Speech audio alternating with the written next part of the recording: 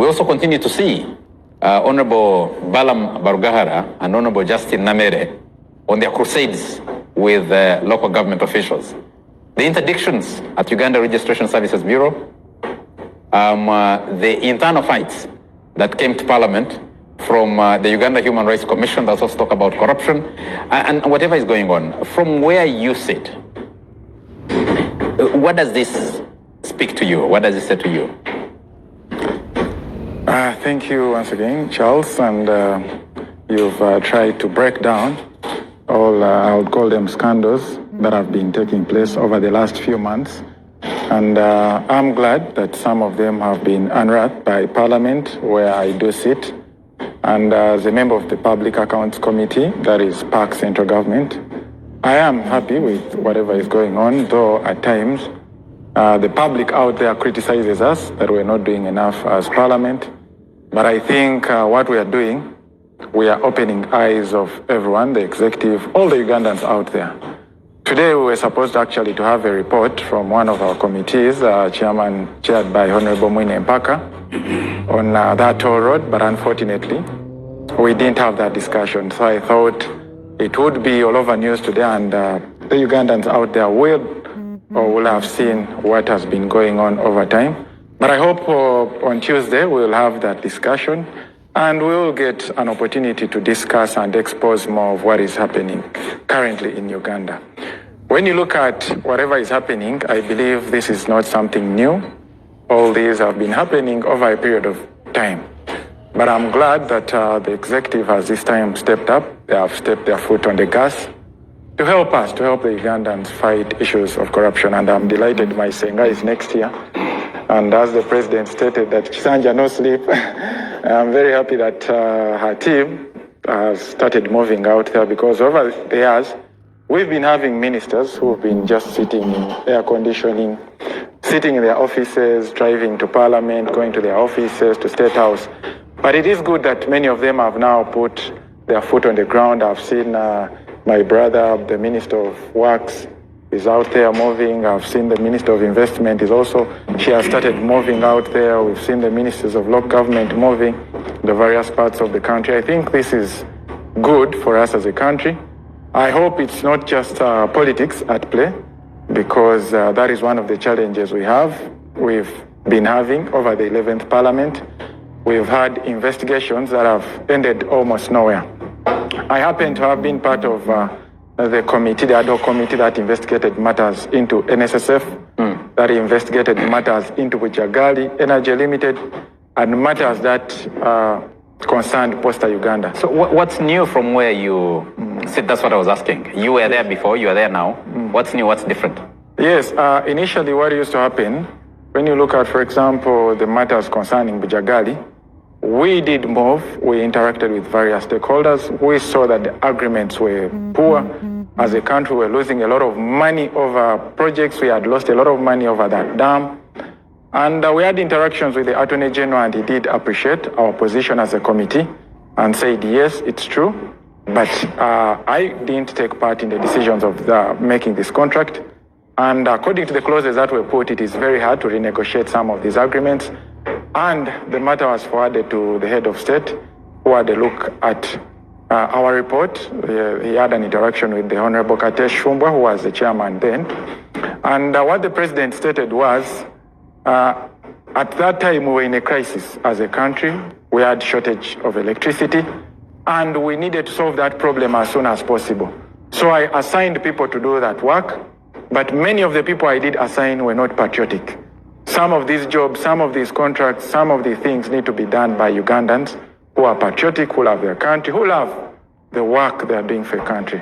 So whatever we are seeing now is part of the many things that have been happening that the Auditor General has missed, that the Office of the IGG has not seen because of course, various reasons. What value is that to the Ugandan? Because you do a post-mortem, and when you're doing a post-mortem, the person is already dead. You can't bring them back. Yes. The idea behind doing post-mortem is that you're able to prevent future similar death. But your work as Public Accounts Committee of Parliament, Central, the work of the Local Government Accounts Committee, the work of COSASE, the work of... how much does it deliver? Yes, I think it's time for us to have a discussion as Parliament to see how we can amend or we can change some of these laws. Because as Parliament, we are governed by the Constitution and the rules of procedure and other laws in the country. And when you look at the Audit Act, the one that governs most of these audits, there is an audit year which ends at the end of the normal calendar year. That is, for example, we are looking at audit years. The reports for the audit year ended of December 2025. Those are the audit years that we're dealing with currently. And that limits our scope to the previous financial year, meaning we are looking at projects of 2024. So this is something I think I've had an interaction with some of my colleagues. We'll see how best we can change some of the rules of procedure of Parliament, how we can adjust some of these laws, because as accountability committees, we only get to look at these projects after they are done. We get to have these interactions with the various accounting officers, with the various ministers, after the Auditor General has submitted these reports to us as Parliament, and because they give the Auditor General about 6 months to process and submit them to Parliament, then we are also given 6 months to process these reports. So currently in the country, I think that is the biggest challenge we have, that we are being more reactive to what has already happened, to money that has already been spent, and I believe we need to be more proactive, as is happening currently. And I do like the approach the honorable ministers are taking currently, because they are moving out there, they are seeing these projects as they're happening. When you look at, for example, I usually use the Northern Bypass, but when you look at the contractor, they had decided to intentionally slow on that project. You would find that the contractor would maybe take another 3, 4, 5 months to complete a section of less than 500 meters. But because the ministers stood up and went there and saw these faults, the contractor was put on pressure to complete this project. I've seen the minister on the project in Movende, I think. The contractor has also been put on the hook. So I think we need to see how best we can change our rules the rules of procedure that govern Parliament, and these accountability committees now can begin moving without waiting for the audit reports of the previous. I'll come back to the accountability committees and the role of the opposition, which is supposed to be which leads those accountability committees. Honorable Kasule Lumumba, let me come to you. I need your general comment on the current phase of the fight against corruption in government. Are you responding to genuine pressure? Is government politically posturing? The president of Uganda is called His Excellency Yoweri Kaguta Museveni. He campaigned and he led the party called NRM that carried the manifesto to the people, and the Ugandans chose and voted him and voted NRM. And they have also voted the Honorable Ofono based on the same manifesto, who is seated here with us.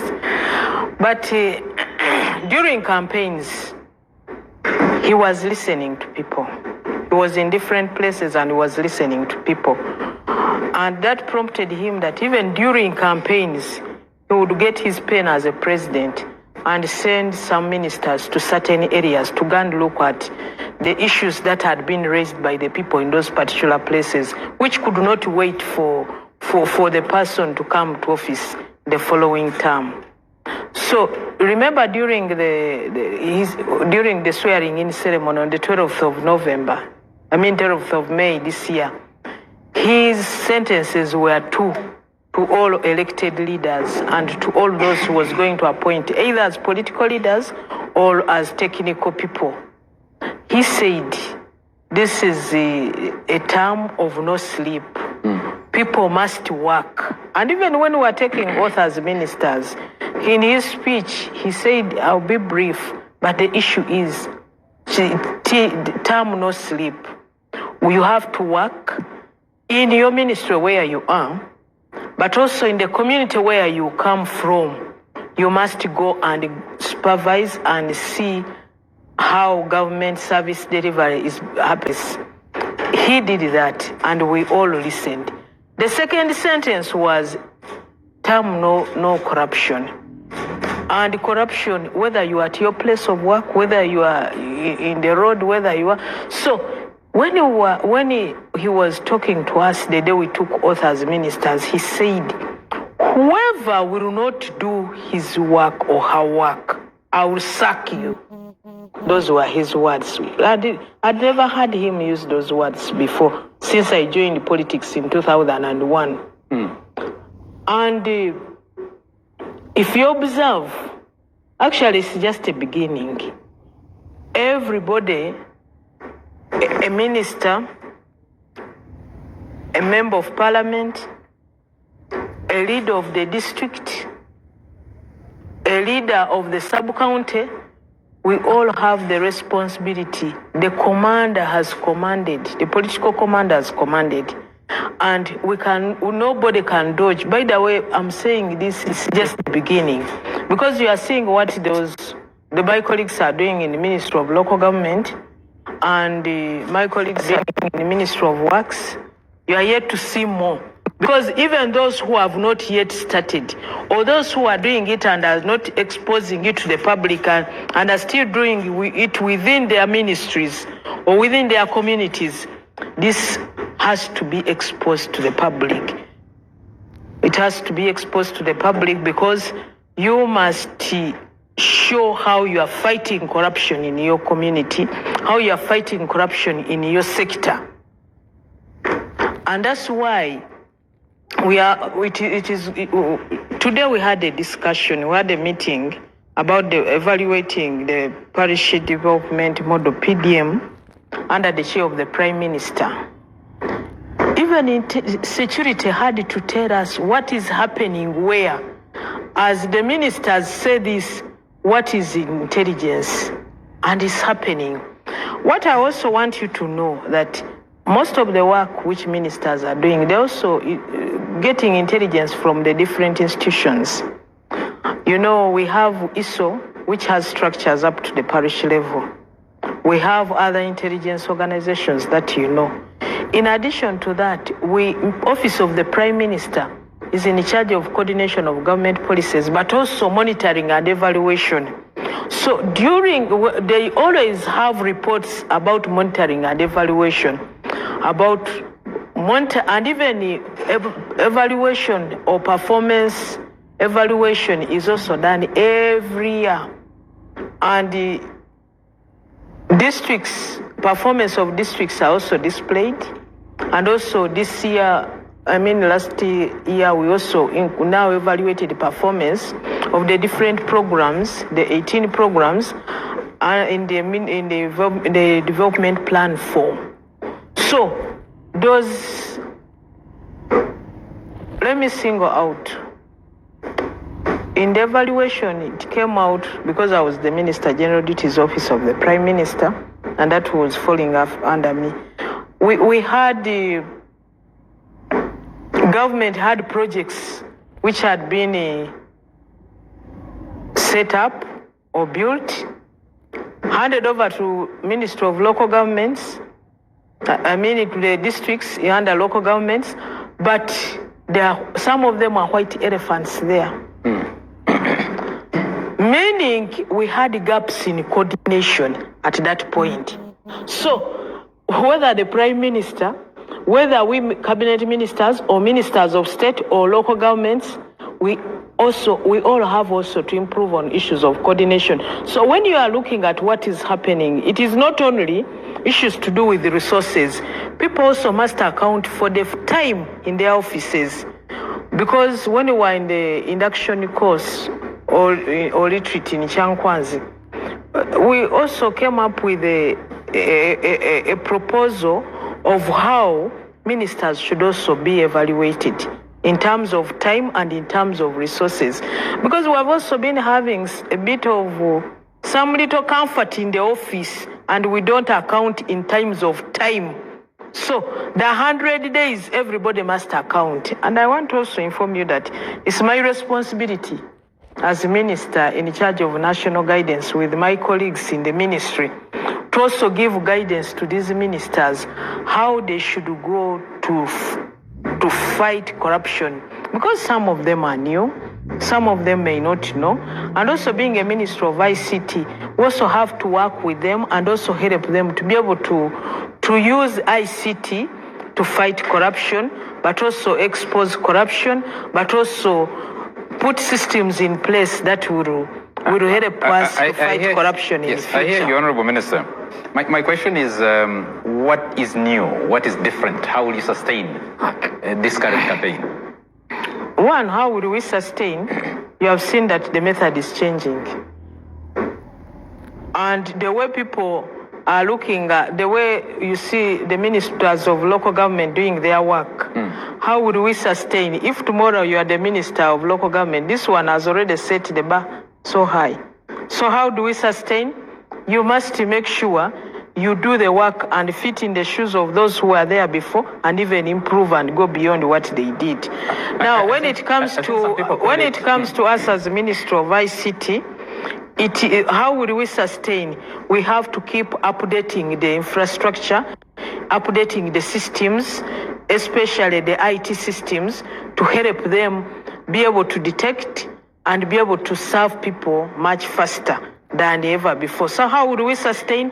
Technology also is improving. We are now talking about AI. If the other one was about a system where you can only press on a dashboard without a voice, now it has brought in a voice. AI now has, let me give an example. If we go into monitoring agriculture and we are using AI, it will mean that when you get to the garden, you can even just take a picture using the app and it will tell you the challenge with that crop or the challenge with the animal. And it will also show you where the solution is. So technology is also going to help us to sustain. But Honorable Minister, if you saw the debate in Parliament about the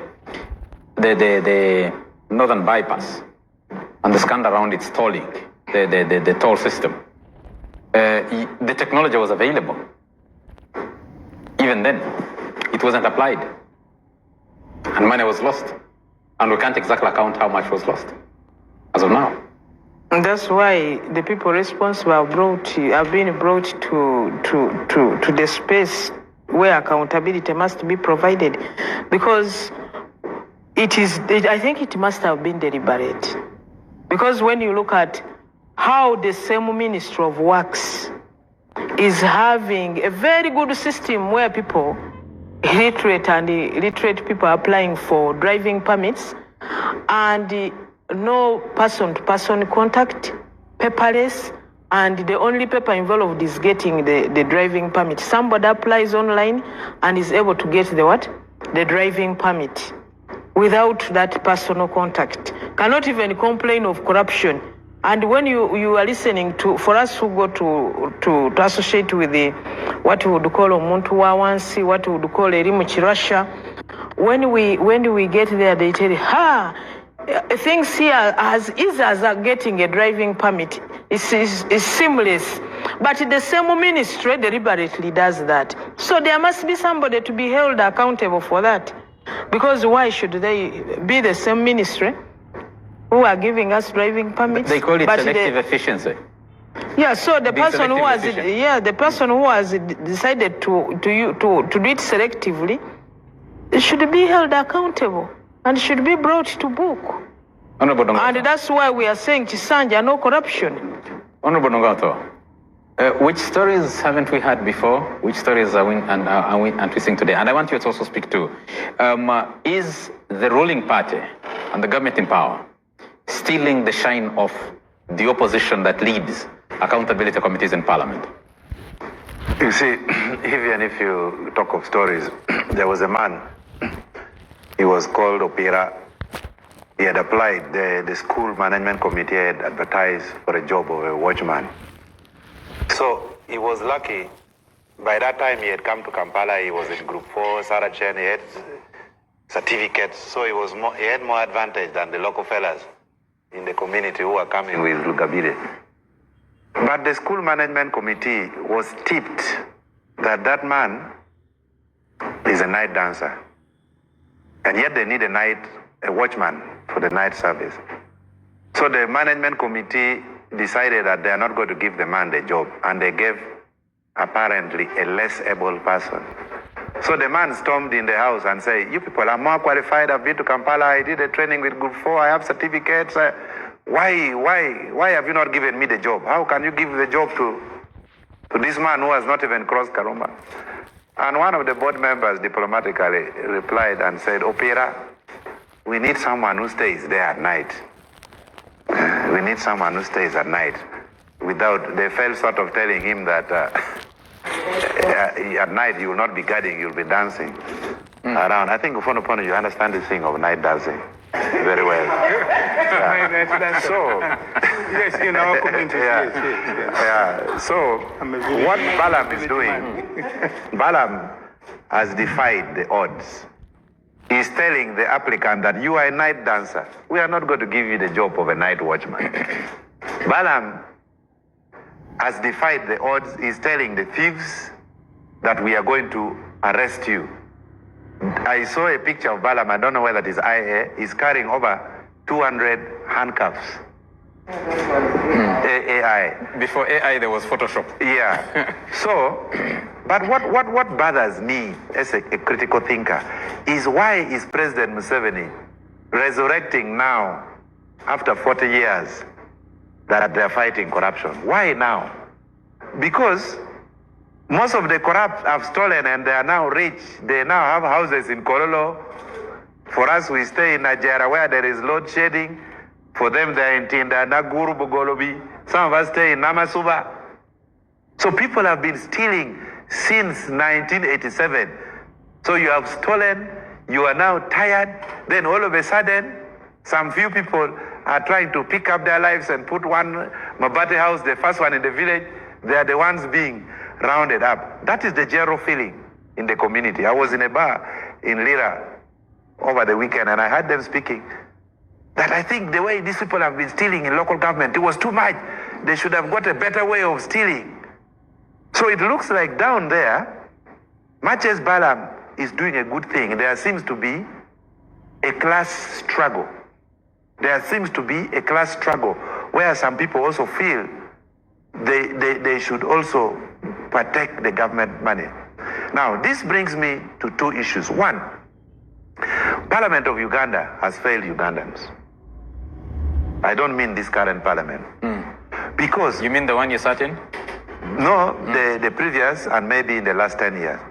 Because why should it be that it is President Museveni to identify where corruption is? Like the one of Uganda Registration of Services Bureau. It took a missive from President Museveni to start directing the IGG and Minister of Mao, Minister Norbert Mao, that there is a scandal in your docket. So what are ministers doing? So it takes an 82-year-old man to say there is a corruption in this particular area. I know the president is privy to so many intelligence services. They have ISO, they have terrorism, they have counterterrorism. Even when we were in parliament, I was casual and reckless, expressing my opinion. I thought Ofono was a journalist covering me. I would speak my heart out. Little did I know that it was also intelligence. We also have intelligence in the media. You found intelligence briefs authored by him against you, or about you? He was an operative. He was not even a journalist. I don't even know why I was speaking my mind out on how Uganda should be organized. So, something has to be done. And then I'm glad all these are MPs. Last week I was invited for a capacity building workshop of a Committee of Government Assurance. I was glad they invited me. I presented a paper there. But they were asking me two questions, which Ugandans should answer, and you should pick interest in this. One, that as the financial year ends, many local governments don't want to return money to the central government. So they end up spending in haste, in a hurry. So that, because when the money goes back to to the central government, they don't get it back. So they end up giving a certificate of completion for a road, knowing the road is not completed, but because they don't want money to go back to the center. Honorable Minister of National Guidance, this is an area which needs serious national guidance. Secondly, and very sickening, parliamentary committees and their reports, they expire every 5 years. Unless it is saved. So whatever this parliament does... Transition to the next parliament. Yes, it does not transition. So if a thief can delay in court for 4, 5 years, 6 years, the next parliament come, the business, it starts afresh. So something should be done, Honorable Minister of National Guidance, because we use taxpayers' money to investigate Temangalo, the No Valley dams. There are so many scandals which are as old as this government, but those who have stolen money are home and dry. So can the Minister of National Government Guidance, and specifically the President, he should pronounce himself on these two issues. These issues of business of parliament expiring every 5 years, and then these issues of local governments spending money in a hurry so that money does not go back to the center. And I think what Balaam is doing, Balaam is just making money for police detectives. He's just making money for the state attorneys, DPPs. They are now... Police was appearing before Park today. You did see them? You know what I'm saying? Balaam is now like, when you go hunting, there are people who hold the net. There are others who should be shouting to direct the animal where the net is. So that when the animal comes, it just enters the net and they hit it with a hammer. So Balaam is now like a scarecrow. He's making business for the police. So the moment Balaam leaves the districts, they start saying, how much do you have? The benefit of corruption is supposed to be shared by everybody. Just Actually, like the animal you're talking about. Yeah. Once it's been captured, once it's been netted, everybody is supposed to share who participated in the hunt. You see, for Balaam to succeed... So Balaam, what Balaam is doing is supposed to benefit everybody who is interested in the fight against corruption. Yeah, it is true, but now the resident state attorneys, the DPP's office, some judicial officers are very happy because Balaam is now scaring the animal into the net. So what I think, and this I would challenge the government, and of course lawyers. I challenge government. We need a public place of trial for all those corrupt officials, not these ordinary courts. If they can move all of them to Nambole Stadium and they're resident there for all the period of trial, anyone Balaam is smoking out, they should be brought to a highly specialized court, expedited the way they tried Okello, who killed the young children in a tent. So we need that fast response from other arms of government. Otherwise, I think Balaam even is losing steam. Honorable Fonokondo, I challenge government. People have talked about, the minister here was talking about the Balaam way, the Balaam's approach. Many people have been talking about, there are many cartoons, there are memes, there are so many things about the Balaam approach. But some people are also questioning, saying, wait a minute, you have the laws of this country. You're demoralizing public service, the interest in serving government, because of humiliation. The way you're humiliating these people, you haven't processed them, you are not certain that they're actually guilty, but you're judging them guilty in the field. Is this sustainable? Is this healthy for long-term service delivery? You are quoting the Minister of National Guidance. I wouldn't want to water down what she has said. But I think in a way it is conceding that there is a systemic failure. I have said this many times. I've written, actually, about a month ago, and I said the NRM have had 40 years of revamping the system, and we came on the pedestal of the rule of law. And therefore, to resort to unlawful, high-handed, it doesn't add up, in my view. I also wrote and I said, where things are, we need some form of shock therapy, maybe. Mr. Mwenda Andrew said in a different way. He said where Uganda is, you can't solve the issues by conventional means, political correctness. I just want to remind those who may not know, way back in 1988-89, the government of Uganda imported rail wagons. I think that time from Spain or Zimbabwe, somewhere there. Go and check the debate on a committee investigating Bank Paribas. That's actually what brought now the Right Honorable Kadaga and Tinyefuza, as was then known, Sejusa, because they were members of that committee. As early as that time, they unearthed where officials from Uganda Railway Corporation imported rail wagons. Following that, I think we had just enacted the IGG statute, 1988 or thereabout. In that statute of the IGG and other subsequent amendments to the law, we said that people are arrested for corruption and other capital offenses would keep in jail for 180 days, I think. That is 6 months. Without getting bail. When we made the constitution and we brought this Bill of Rights, the clever people, the clever lawyers who were there in the sixth parliament, I remember Honorable Ben Wacha, Wandera Ogalo, El Karahanga and many others. They said, no. Keeping people in jail without automatic right to bail offends the constitution. And consequently, we amended. These things the Balaams are doing now.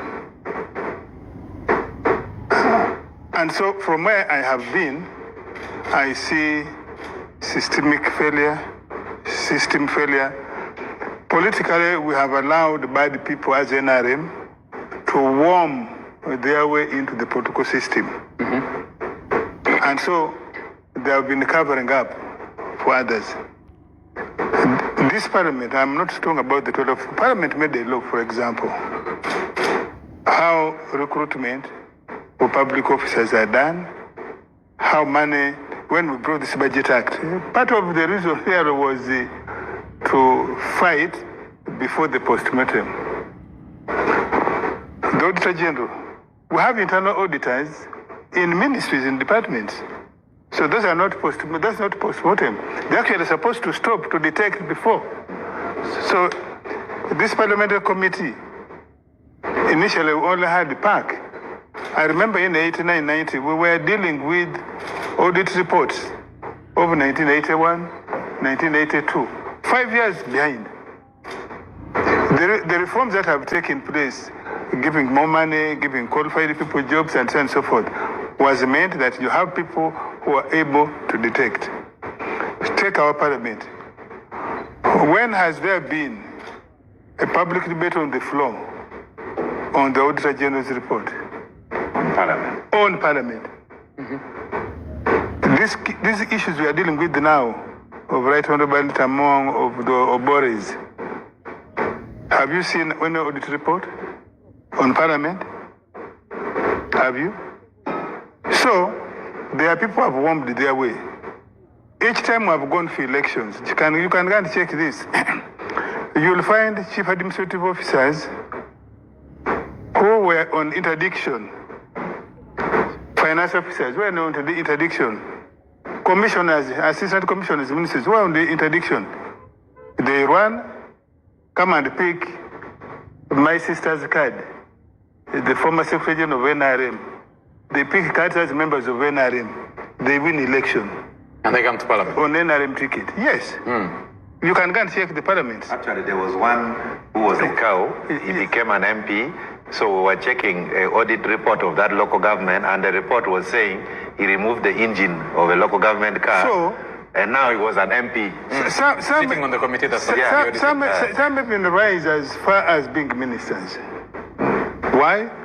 Because they have warmed their way into the system. And because of the despair we were in 1986-90, you remember the president would say, go slow. You remember the question of the lifestyle audit? He said, you better come here. Go slow. I think he had said earlier that at least our thieves are not investing their money in Europe and elsewhere. Many of these people took this literally. Now you are saying, why now? I have not had the direct discussion with the president, why now, but from what I read, I think the many cycles of elections, particularly the last 2 or last 3, he has gone through things. I have accompanied him to campaigns. He has gone through what I would consider the tough choice, the tough time because the buck must stop with him. And he's finding that he's answering for things that he shouldn't be answering for. Because why should it be the president to find that the people, PDM beneficiaries, were cheated 400,000? He is the one who built the RDC system. Where RDCs? You have seen how RDCs are being appointed. Every minister who comes appoints their friends, their tribesmen. So the system of RDCs. You mean every minister for the presidency? Yes. Who's supposed to appoint RDCs? Yes. Look at what is going on. Why should it be that I'm finding out a school latrine which has no pit? Where is the RDC? And you remember the one in Bulambuli? And RDC actually commissioned it. The Balaamos and the Vyamukama are doing it because they are not like other ministers. They can pick a call and reach float 1, Uganda. Now, surely, what will happen to the other ministers who cannot pick a call and reach float 1? Whose call cannot go through the switchboard? You see? Because this is what I was saying. Now, really, that can't be sustained. You see? Of course, they are making that excuse for their own malaise. If you ask, Katumba has been there. How come that all these things happen? I said, you see, UNRWA had a board, but you, the Minister of Works, are you saying you have not been having review meetings with the board of UNRWA? Were you not hearing whispers which you can sniff? So I think there are people who are in the government and they are really comfortable. The NRM, in my view, we are in a comfort zone, and that's why it is just now that these things are beginning to bite us. When now people say, but you have taken 40 years. How come that, look at 21 kilometers of northern bypass. How long did it take us? How long? 2006? Yes. And that was when UNRWA was there and so on.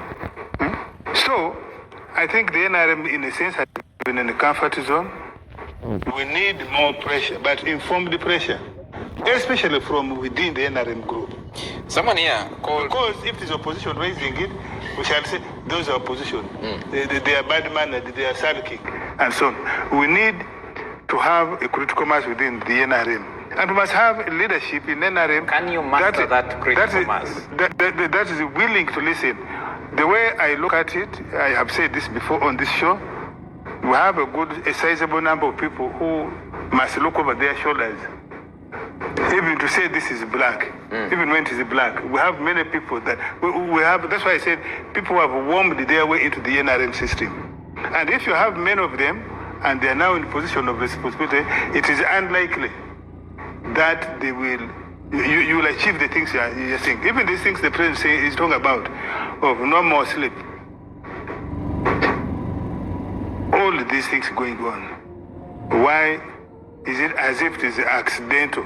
We seem to be just stumbling. The system we have built over the last 40 years should be the one identifying and ejecting these people. How can it be? You saw the response of the Honorable Norbert Mao on the bureau, that bureau, Registration Services Bureau, that the president even has to convince a minister that the direction he's taking is the right one. How can you have ministers who are skeptical about the direction the president is taking? Let's have a Otto for briefly before we take a break. Semish, you have scandals that remained hanging every after 5 years. You don't pick them up. You pick up new ones. Can that system correct itself? I think unless we change the mode of government, we will not succeed in this war on corruption. For how many years will Museveni live? For how many years will I live? For how many years will Balaam live? We needed to plan this country in a sustainable manner for our children. And this is where government gets it wrong. As I was driving here, I was asking myself, at times I even thank God I'm not in that parliament. Because what does an ordinary person benefit from government? We needed a deliberate move to the left, where public services like hospitals. We have functional hospitals. Because the moment government hospitals are not functional, people are going to take bribes to sort out their personal problems. We need a functional educational system. Government schools must be more competitive. What happened to Sir Samuel Becker, Sir Tito Winyi, Kabalega College, in Tare? It is all in Tare which has survived because of the hobbies. Nabumali.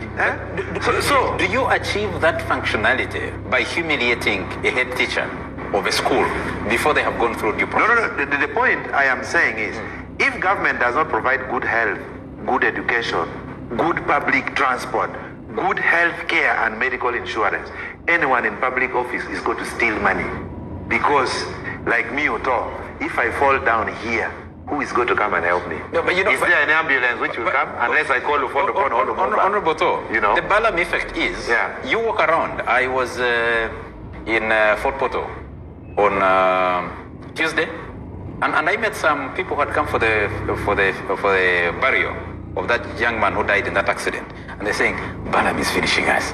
And we are scared. But the problem is they don't want to be lifted. No. What Balaama is doing is not questionable.